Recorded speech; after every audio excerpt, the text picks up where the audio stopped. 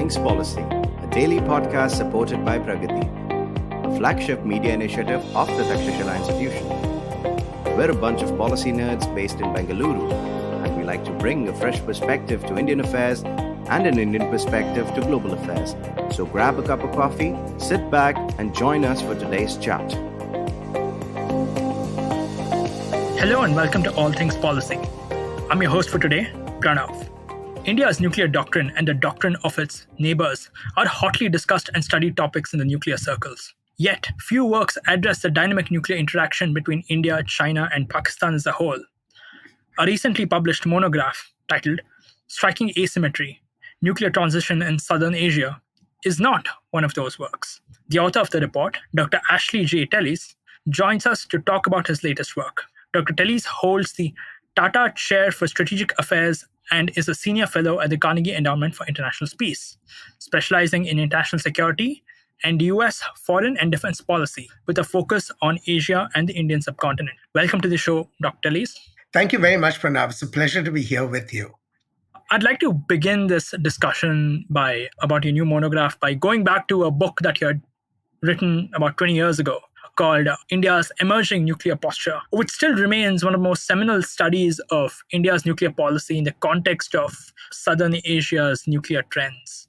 Can you tell us how Southern Asia was like 20 years ago in terms of its nuclear environment? And can you compare it to what it is today, which is a subject of your latest monograph? Certainly. One of the pleasures of coming back to a topic after such a long period of time is that you get a chance to view the arc of developments in ways that sometimes startle you.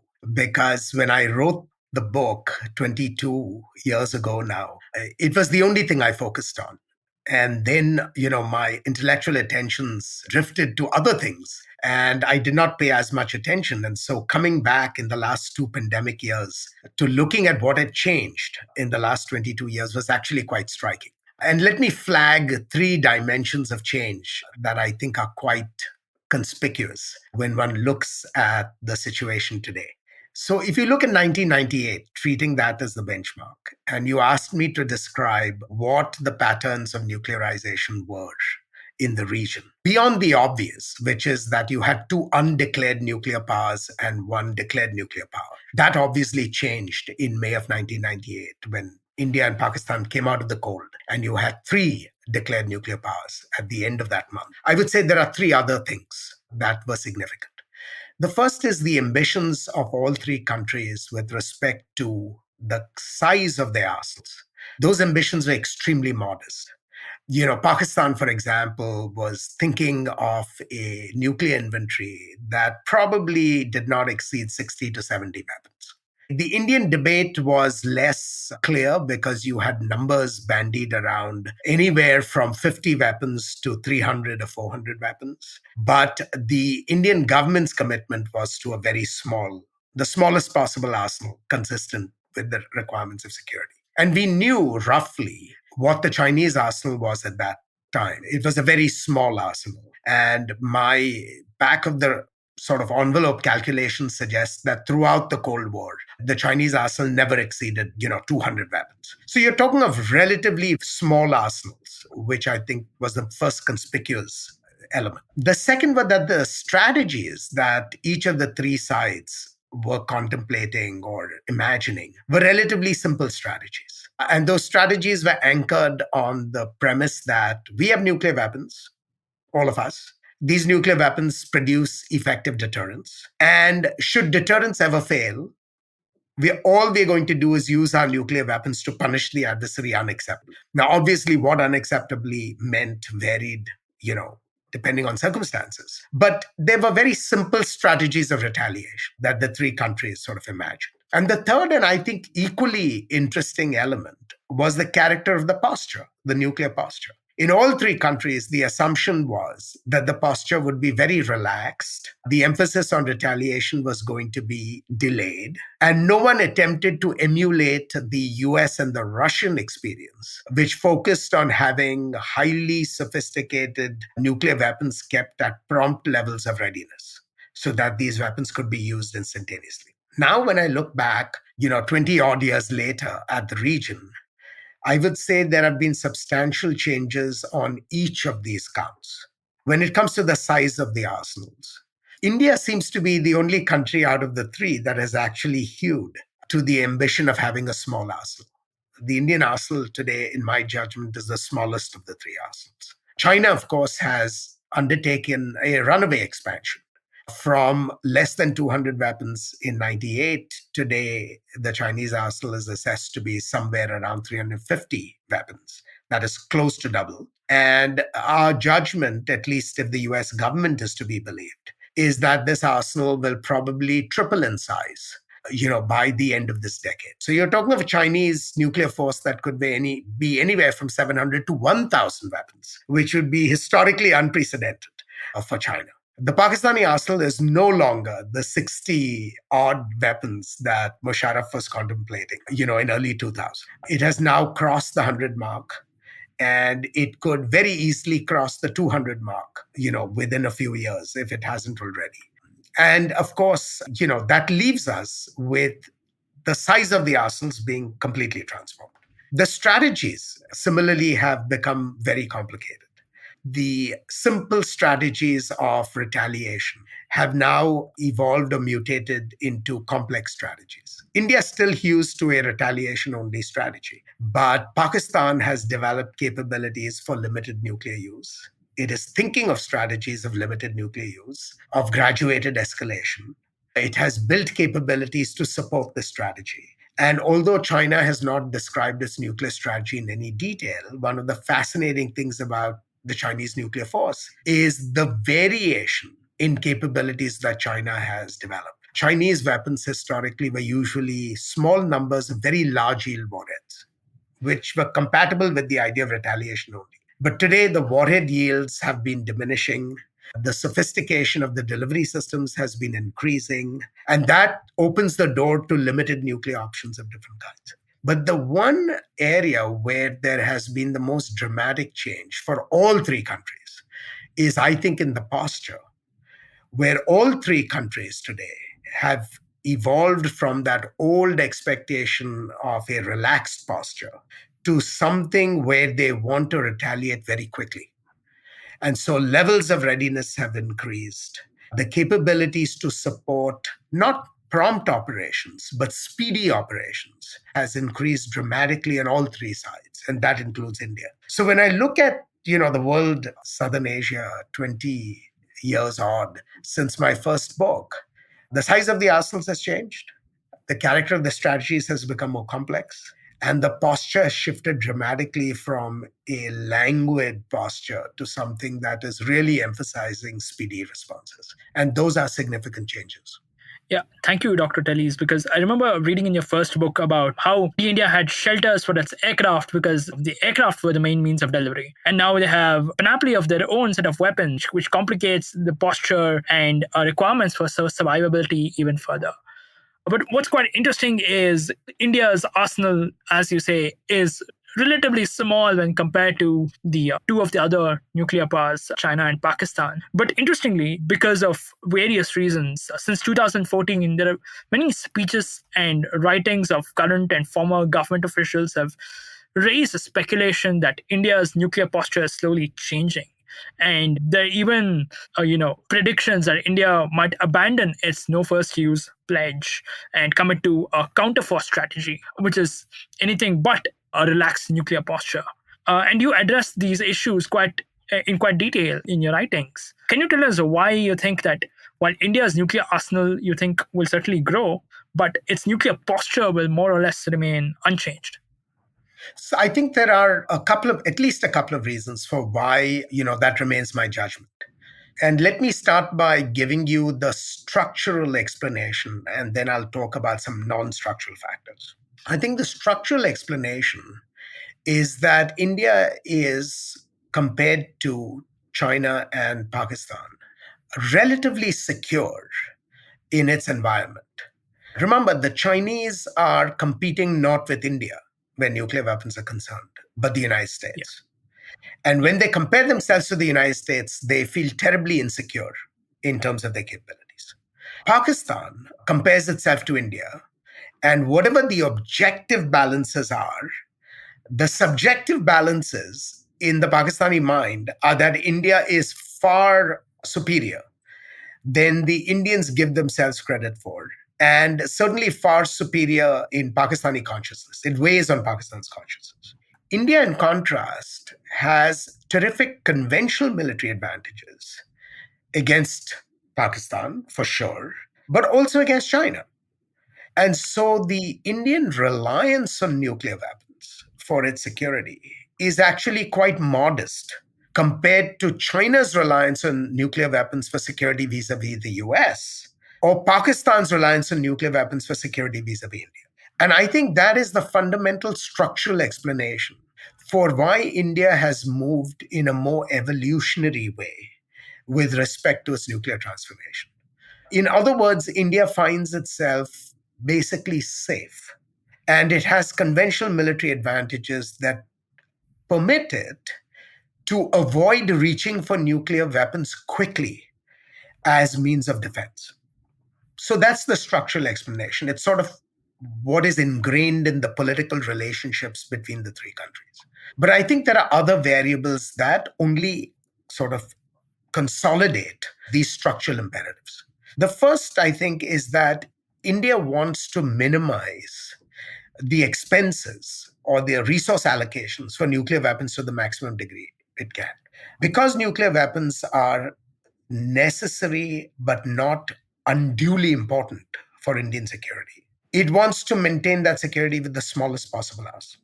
And so it has simply not built up the kind of force that it is technically capable of building, because I believe it doesn't want to put resources into this arena. I would complement that resource constraint argument with also an ideational argument, which, for all the reality of India being a nuclear weapons power, there is still an ambivalence about nuclear weapons. Of all the three countries, the Indians are the most eager to see a world which is characterized by nuclear disarmament. The Pakistanis have given up on that hope a long time ago. I don't think the Chinese ever entertain the notion of nuclear disarmament, even though it is formally still part of their talking points. But India has sort of had an ambivalence about these weapons because they are weapons of mass destruction. And so I don't think India wants more of these weapons than is necessary.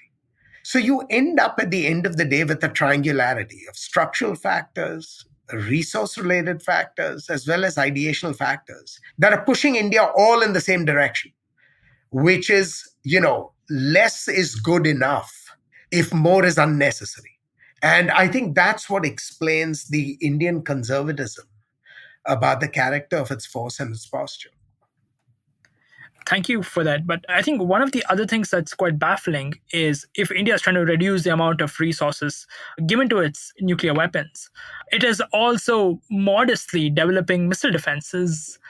And it's quite unique for a country that does not wish to have a relaxed posture to build missile defenses. Firstly, because area defenses, especially for a country like India, is extremely difficult. The United States tried this before, and they're still struggling with missile defenses today.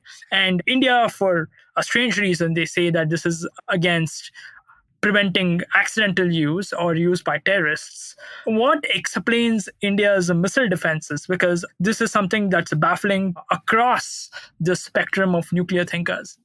I have a book actually on India and missile defense, whose draft I had completed about 15 years ago. But I will publish in the next 2 or 3 years because I'm struggling to answer exactly the question you posed. And I think there are 2 or 3 explanations for this. First, I see India's missile defense investments more in the nature of a science project than in the nature of a real operational capability. The DRDO has been pursuing this now for some 20 or 25 years, but there are no operational Indian missile defenses today.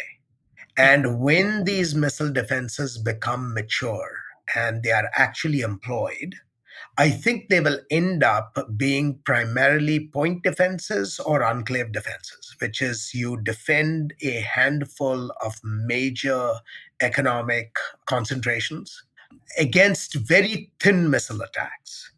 Because I don't think these missile defenses, even when ready, will have the capacity to defend against thick attacks. And as you flagged, they will not be area defenses. So, in no way will India be constructing an Astrodome type defense that protects the entire homeland.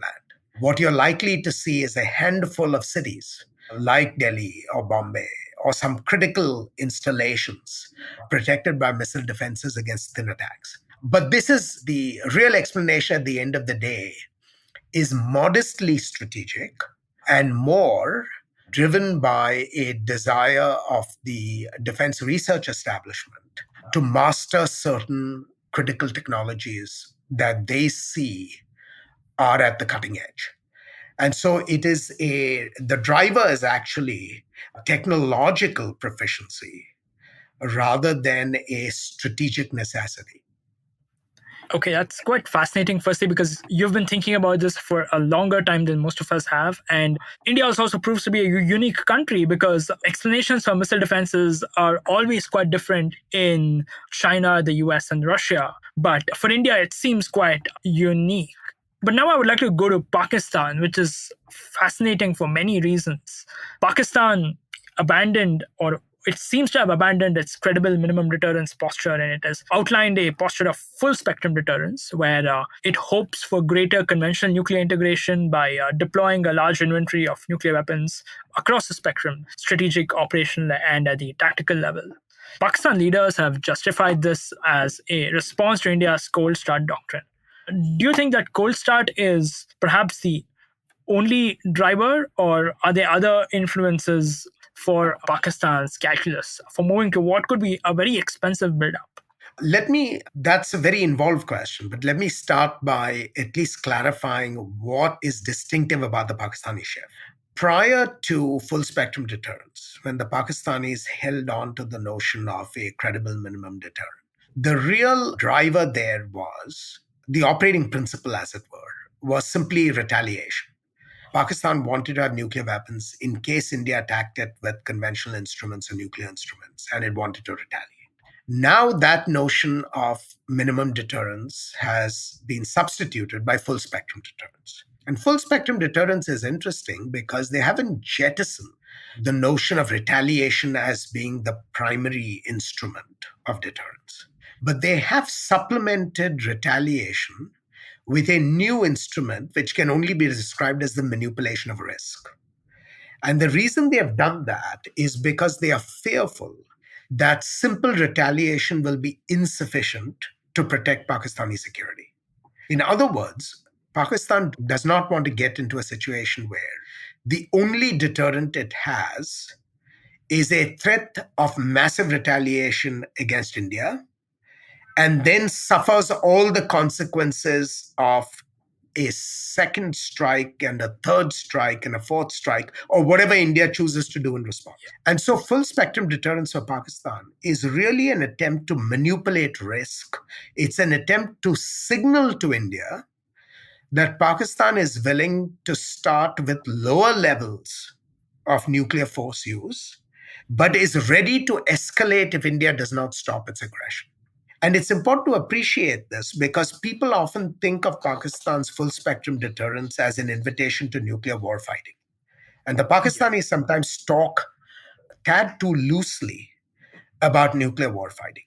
I do not believe it is about nuclear warfighting because when you look closely at Pakistani nuclear capabilities, as well as the Pakistani nuclear posture, Pakistan does not have nuclear warfighting capabilities. Okay. So it's really looking at manipulating risk. Now, the question then becomes what caused the transformation in the Pakistani posture? And I would say there are two reasons why this posture changed, at least in terms of immediate precipitants. The first was cold start, because what the Pakistanis imagined was their nuclear weapons would put an end to any Indian temptations to engage in conventional military operations against Pakistan. That was the expectation in 98. We now have nuclear weapons. Conventional war is essentially ruled out by definition. After the crisis in 2001, and India began to look for ways to use conventional military forces creatively, The Pakistanis realized that their nuclear weapons would not deter limited forms of Indian conventional use. Yeah. And so they started thinking about what kinds of nuclear capabilities they would need in order to prevent those limited forms of conventional use. And they came up with this strategy of manipulating risk, which is to use a small number of nuclear weapons for purposes of signaling in order to threaten greater escalation. And the second thing that I think drove Pakistan's calculations was the US India Civil Nuclear Agreement, because they really bought into the mythology which was perpetrated by the US arms control community, which was opposed to the deal, that this agreement was now going to permit India to engage in a runaway expansion of its nuclear arsenal.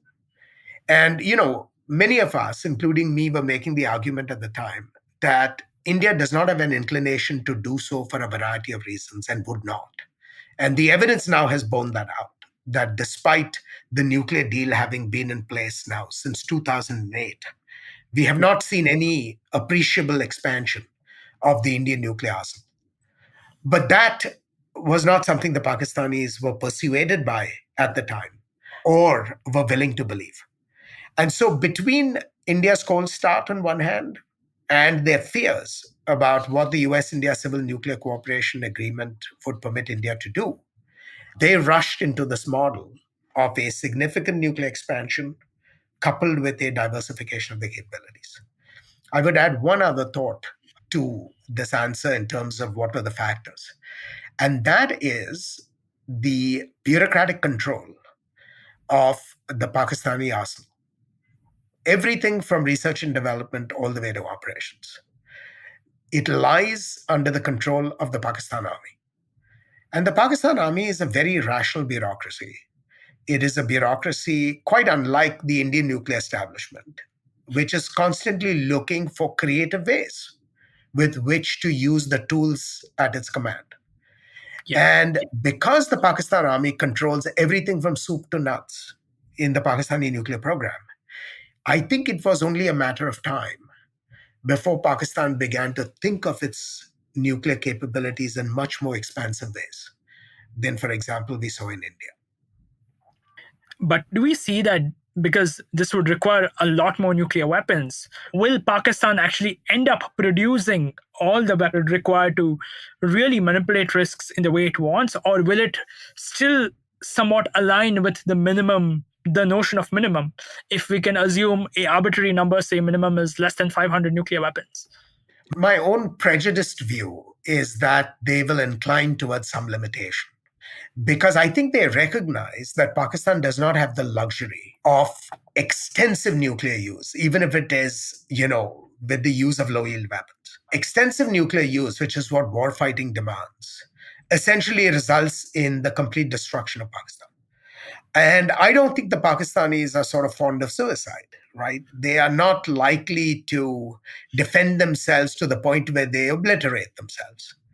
So the idea of using nuclear weapons in limited ways is designed as much to signal to India as it is designed to secure external intervention, because they are counting on the fact that any nuclear use would destroy the nuclear taboo globally.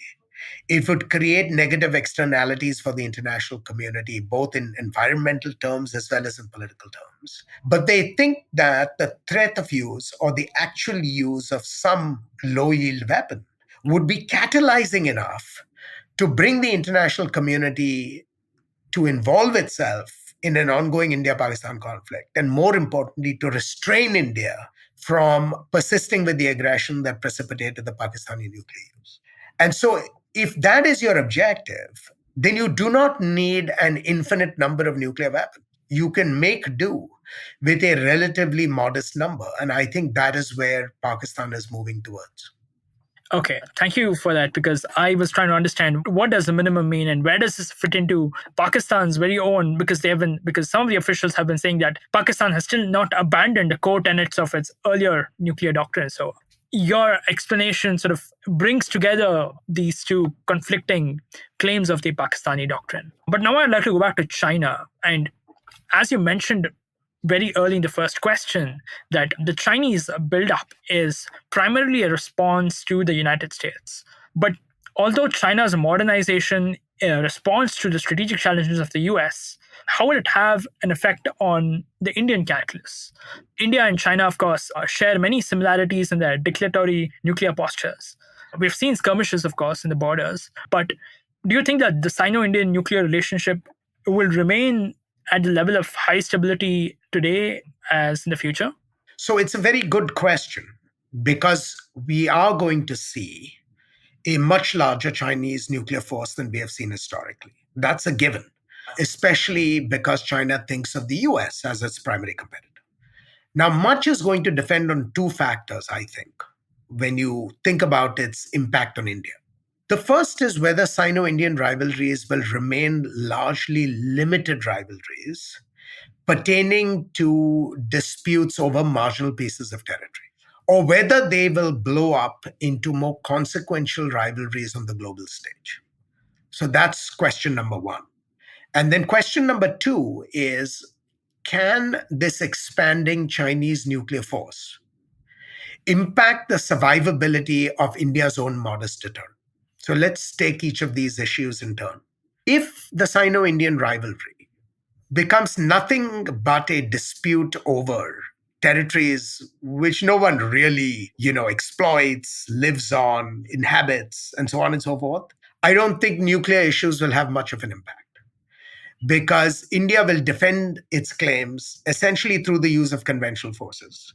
If it makes the right investments, it can defend those claims successfully, no matter what PLA capabilities may be 5 or 10 years out. And because these are at the end of the day still marginal territories, the Chinese have no incentives to defeat the Indian defenses through the first use of their own nuclear weapons. In other words, as long as the competition is over marginal pieces of territory, nuclear weapons are irrelevant. And they will remain so, as long as that remains the case. Now, if you imagine, however, that as India also becomes a great power, and India is already on an ascendant trajectory, right? Then the competition may not simply be over marginal pieces of territory, but may become a wider competition between two emerging great powers that happen to coexist in the same geography. If that turns out to be the case, and that is the dominant driver, then there may come a point where India feels that having a modest nuclear arsenal in comparison to China is not exactly appropriate for its own ambitions in the evolving environment. And in that case, then really the onus of change will lie with India, because China is going to transform its arsenal simply because it's competing with Washington. Yes. The question then becomes, will India change its arsenal because it is now beginning to see China as a far more significant and a far more comprehensive threat than just simply another, disputant over some marginal territories in the Himalayas? And I think that is what we have to wait and watch and see over the next decade or so, as India also rises, whether India's perception of China changes as a rival. So to my mind, that is the decision that will be made in New Delhi, not necessarily in Beijing, because Beijing's course is fixed. The second question really has to do with survivability. If the Chinese nuclear force evolves in a direction where it can hold at risk India's nuclear reserves, then I think India will be forced to make some consequential changes. And as I argue in the book, the survivability of India's forces today hinge substantially on opacity. That is, no one knows where these weapons are, no one knows where these weapons are stored, and so on and so forth. What India is going to do, and you already see the events of the last few days here, India will put some fraction of its weapons out to sea. And it will build up an SSBN force in order to protect against the increasing accuracy and sophistication of Chinese weapons. I expect that is begun and it will continue. But that is the judgment that India will have to make in time, which is the Chinese nuclear force now getting so sophisticated that it threatens the survivability of its reserves either wholly or substantially, and therefore requires India to make some significant changes in its force posture. And that too is a question I think will be answered only over the next decade or so. Yeah, thank you. What I find fascinating with the point is actually the first one. As India's ambitions grow, its nuclear weapons ambitions will also grow. Because traditionally, if you think about a nuclear revolution theory, nuclear weapons aren't supposed to affect whatever happens, no matter how you grow as a power. Nuclear weapons aren't supposed to grow because nuclear weapons are second strike capabilities and they don't really help in any other form or as tools of foreign policy. But of course, that's being challenged in several ways. The nuclear revolution theory seems to be being challenged from every direction. So India's expansion, because of its expansion ambitions, will again put a layer of challenge to the nuclear revolution theory that has sort of really driven Indian nuclear thinking as well. I think Yes. India's nuclear doctrine is bound by the theory of the nuclear revolution in some way. Absolutely. And in fact, this has been true from the beginning of the Cold War, right? I mean, the idea of a nuclear revolution was propagated by Bernard Brodie. It was challenged almost as soon as it was articulated by people like Albert Wohlstetter. And in practice, both the United States and the Soviet Union, which were front rank nuclear powers, basically disregarded the idea of a nuclear revolution, conventionalized nuclear weapons, and persisted in a very lengthy nuclear arms race. But it's interesting that the secondary nuclear powers, like Great Britain and France and China at the time, lived by the tenets of the revolution. So it really raises an interesting sort of philosophical question, which is, is the theory of the nuclear revolution, does its import derive simply from its internal logic? Or does its import derive from how states treat it? And Yes. you get two different answers, right? The most important states in the system did not treat it on the basis of its internal logic. They attempted to overcome it. They intended to sort of, overcome the nuclear revolution. Whereas the secondary states lived by its logic.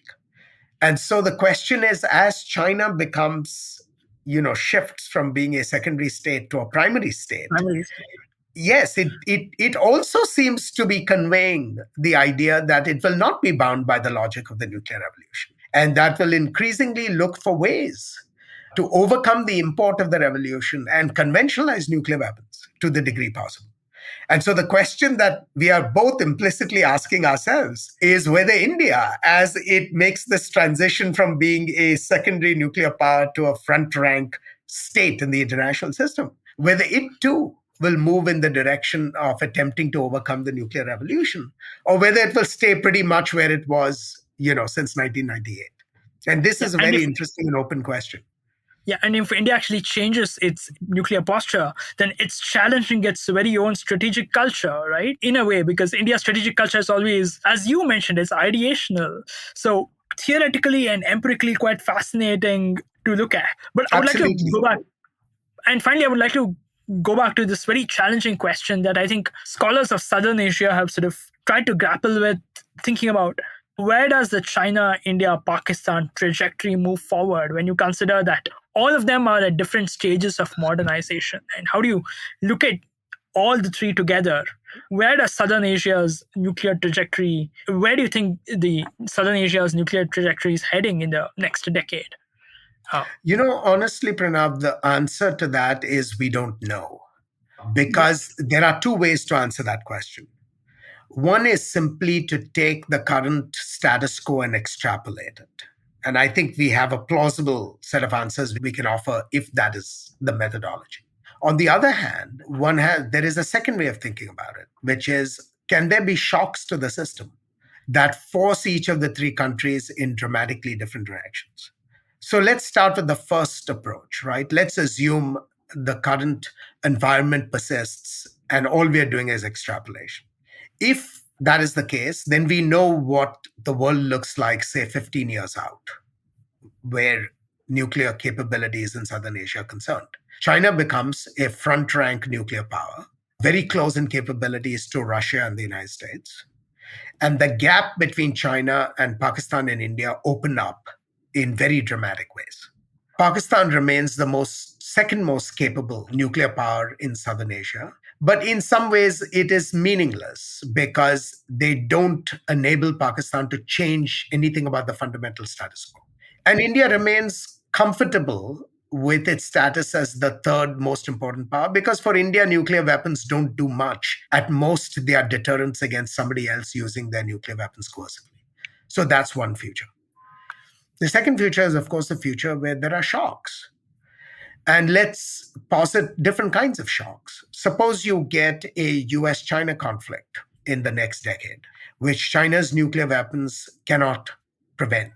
One could imagine a future where China breaks out of its current trajectory and throws all restraints to the winds and begins to build up a nuclear force that is both technically, numerically, and qualitatively on a par with the United States.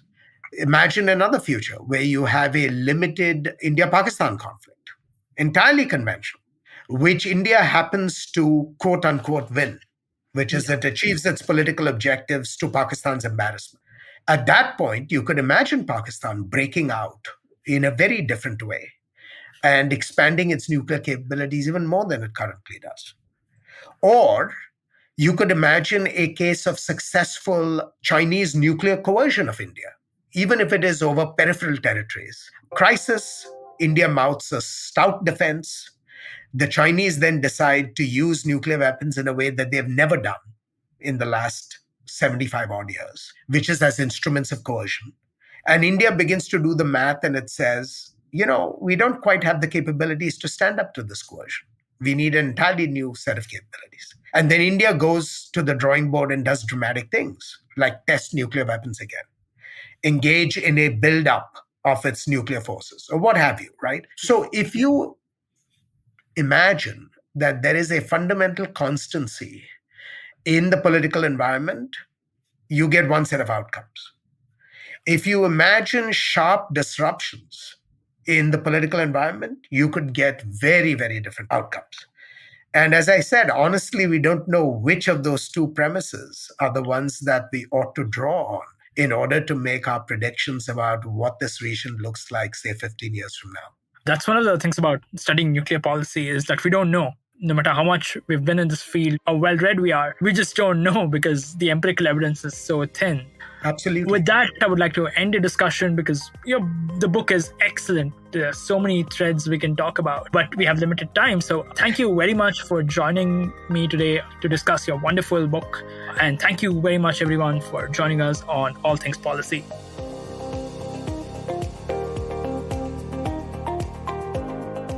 If you liked our show, don't forget to check out other interesting podcasts on the IVM network. You can tune into them on the IVM Podcast app, ivmpodcast.com, or wherever you listen to your podcasts.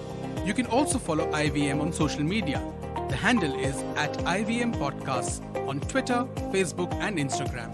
And hey, if you'd like to dive into Takshashila's research on technology, strategy, and economic affairs, check us out at our Twitter handle @TakshashilaINST or our website takshashila.org.in.